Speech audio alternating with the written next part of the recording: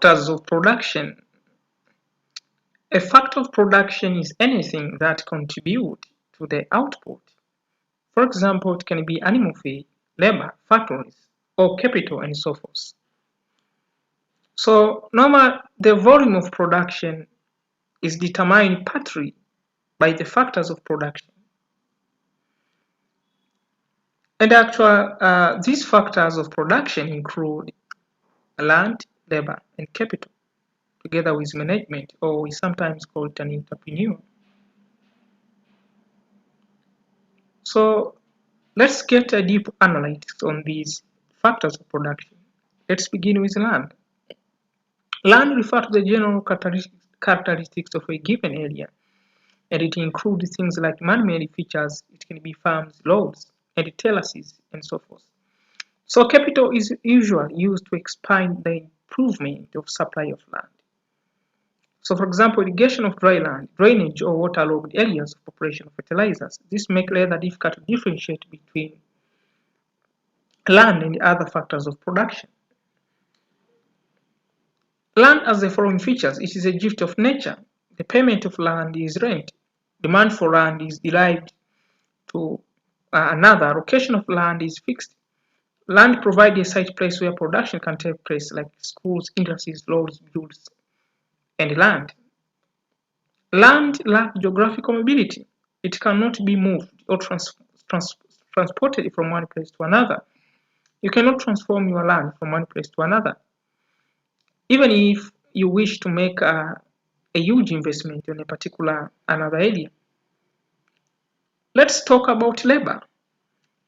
Labor refers to any mental or physical effort made by human being in the process of production, or any mental or physical efforts of human being for any beneficial activities or productivity activities. Example of labor: a doctor treating people, teacher teaching, a farmer cultivating land, a carpenter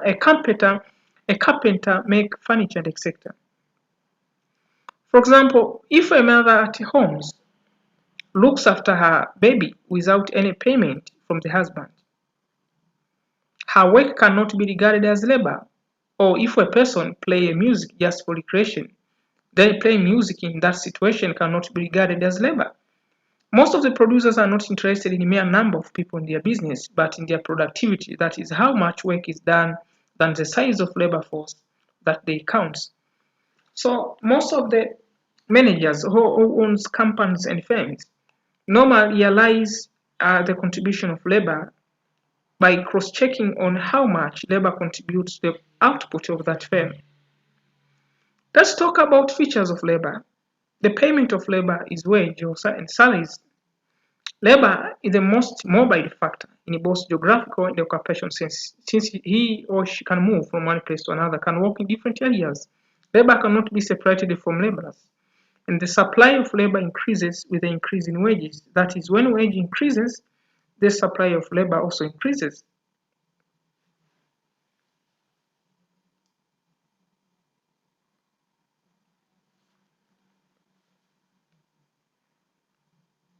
But also,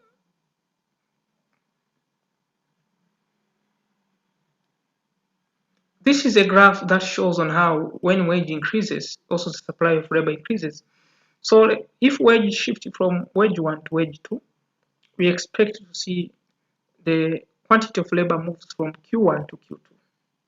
So when wage increases, also the supply of labor increases, and vice versa is true. When wage decreases, also the supply of labor decreases. What does it mean by saying supply of labor? The supply of labor means that the total number of people, that is men, women, children, who are willing and able to work, that is minimum supply of labor. So it can also be referred to as the total number of people available for employment.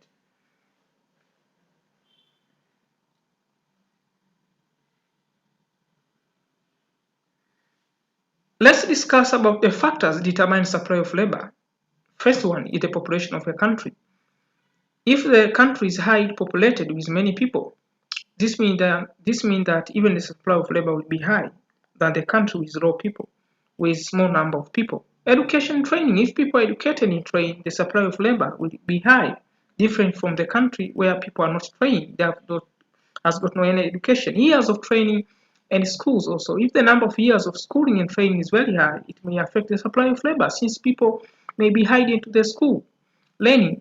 So you'll find that labor supply decreases. Mobility of labor also. If a worker has a chance to shift from one occupation to another geographical, this may increase the supply of labor, and vice versa is true. But also the issue of retirement age. If the retirement age is long, the supply of labor will be high, unlike today when the retirement age is short. So also the degree to which trade unions are able to control recruitment. This means that if the trade unions policies sometimes restrict the interactions between movement and mobility of labor, this may be a problem to the supply of labor. The degree of substitutability as well. When labor can easily be substituted, its supply tends to be low than when the labor becomes difficult to be substituted in one way or another.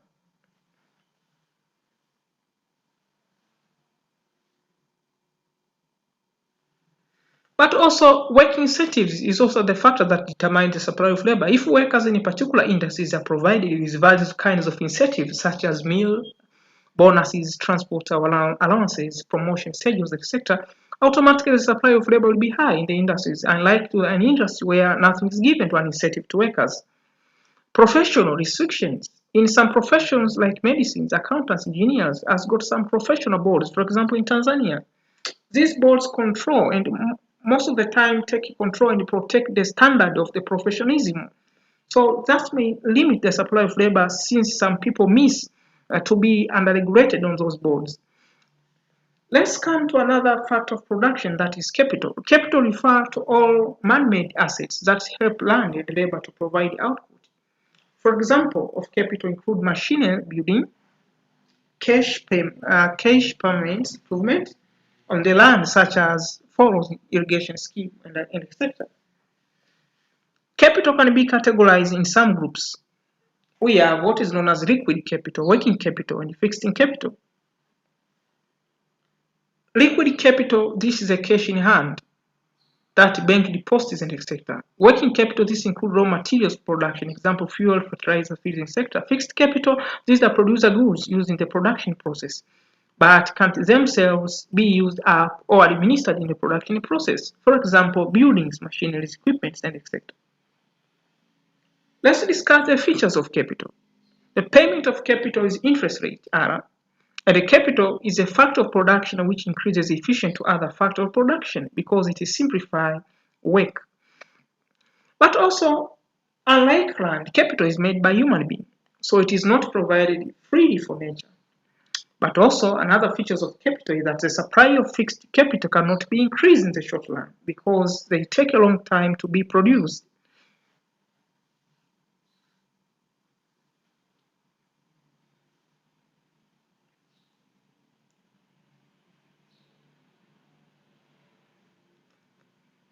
So, for that case, also the capital can depreciate or become absolutely. So most of the capital forms cannot work alone without combination with other factors like labor. That is another features of capital. Capital cannot work alone without combination of other factors like labor.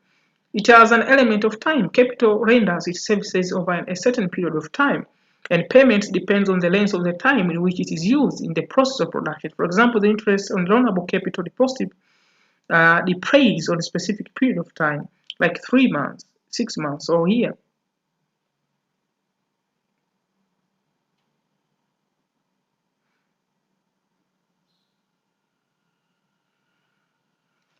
Let's discuss the last factor of production, that is management entrepreneur. Management is a process of decision making. It is clearly different from production in the form of labor. So the manager uses like his knowledge and judgment to make sure that he comes up with good ideas that can be manageable so as he can attain the profit and not loss. So without management, factors could not be organized. There would be no output produced due to lack of organization of various inputs. So entrepreneur is a risk taker and is a cause of everything. So his profit depends on on payment of other factors of production. Let's discuss the functions of entrepreneur: to start business, to employ and organize other factors of production, to forecast the demand for product by doing market research, to bear the risk of business, but also to make economic decisions such as what to produce and where to produce.